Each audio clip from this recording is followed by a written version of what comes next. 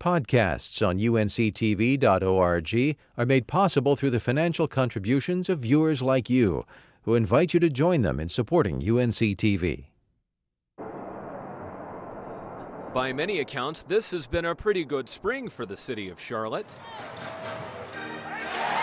The city's NBA franchise, the Bobcats, made the playoffs for the first time.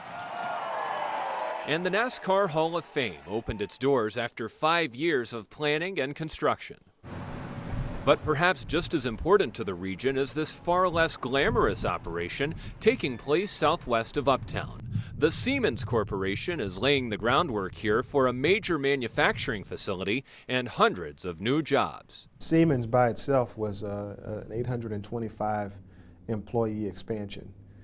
They have about 500,000 square feet of office space and industrial space in the southwest part of Charlotte. They're going to double that. In the past few months, the city that has seen thousands of job losses in finance and manufacturing this recession has been on a hot streak. Just about 4,000 jobs. It's been huge. About half of those new job announcements have come from energy companies like Siemens. In a glistening tower that was set to be Wachovia's new headquarters before the financial crisis, Duke Energy is helping build a foundation for Charlotte that goes beyond banking as one of America's energy capitals. You know, in the last 5 to 7 years, there's been a significant in-migration of power service companies that have come to Charlotte, principally around Duke Energy. With 7,000 workers, Duke has long been one of the Queen City's larger employers, but its reach has been growing, thanks in part to the nation's aging electrical infrastructure.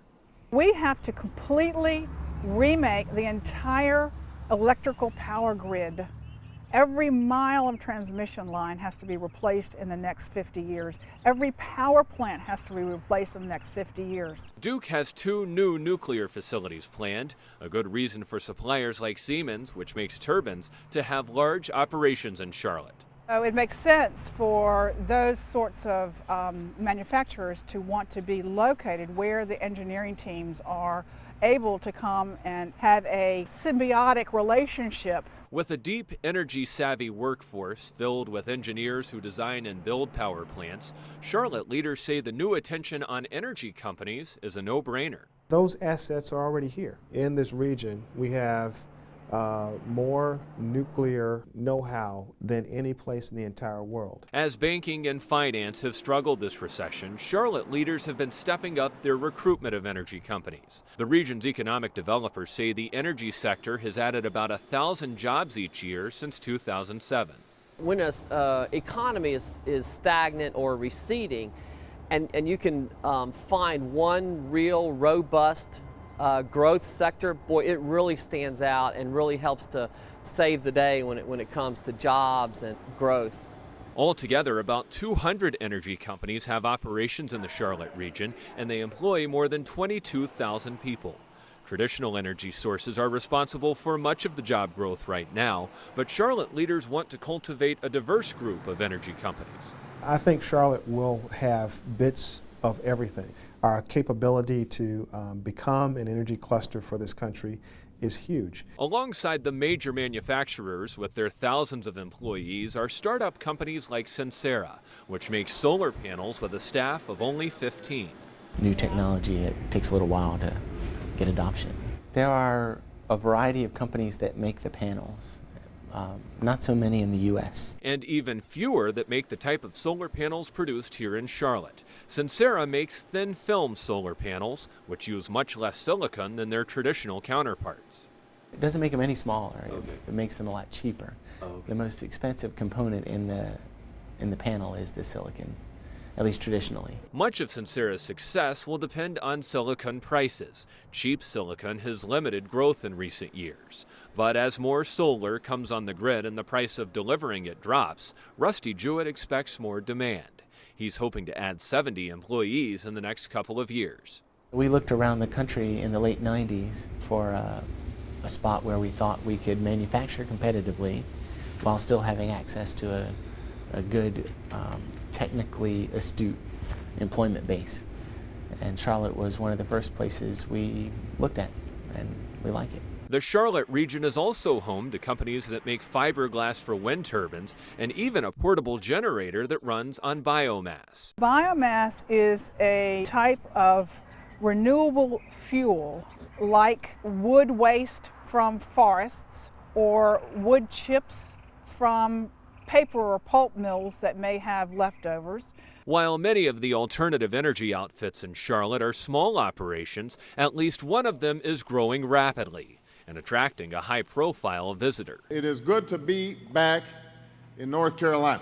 President Barack Obama flew to Charlotte in April to tour Celgard, a subsidiary of the Polypore Corporation that makes components for hybrid car batteries, among other things. Celgard received $49 million in economic stimulus funds and plans to create about 300 jobs. That's an example of a company that's helping to reinvent the way power is generated through batteries and providing a service and a product that is actually exported more than it's sold in this country. There's also an educational component to Charlotte's energy plans, and the framework of it is coming together on UNC-Charlotte's campus. The university is expanding its engineering school to develop the talent pool energy companies will need in the future. A 200,000 square foot, $76 million research facility just for the energy production and infrastructure center. And that is to train the next wave of engineers to design and construct and operate these types of facilities. Central Piedmont Community College is also taking part in the education effort. I'd say the biggest tranche of labor force that's going to be needed is really on the skilled labor side. Even though banking and finance may be getting less attention these days, they're still expected to be major parts of the equation going forward. We're still the second largest financial services center in the country. I expect it will continue to be that for quite some time. Charlotte leaders acknowledge that competition in the energy economy will be fierce, but they say the foundation that's already been put in place will be a major advantage. I think this is a permanent, sustainable employment and corporate effort. It takes a significant amount of engineers to design these power production facilities, then it takes a significant amount to construct them. It's going to carry our economy long into the future and probably long past my lifetime. I believe that it's that significant.